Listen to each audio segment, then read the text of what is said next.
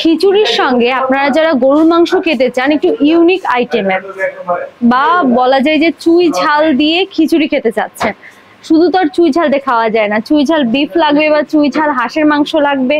আচ্ছা, আমার হাতে আছে এখন চুই ঝাল বিফ, আর সেটা দিয়ে আমি আজকে নিয়েছি খিচুড়ি। এই খিচুড়ি দিয়ে চুই ঝাল বিফটা খেতে ভীষণ মজা, আর এই চুই ঝাল বিফটা অসাধারণ। সাধারণভাবেও আপনি যদি সাদা ভাত দিয়ে খান সেটাও ভাল লাগবে।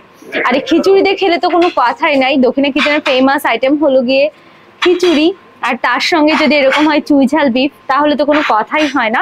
আচ্ছা, এখন আসি এটা প্রাইস সম্পর্কে বলতে। এটার প্রাইস পড়ছে মাত্র 280 টাকা।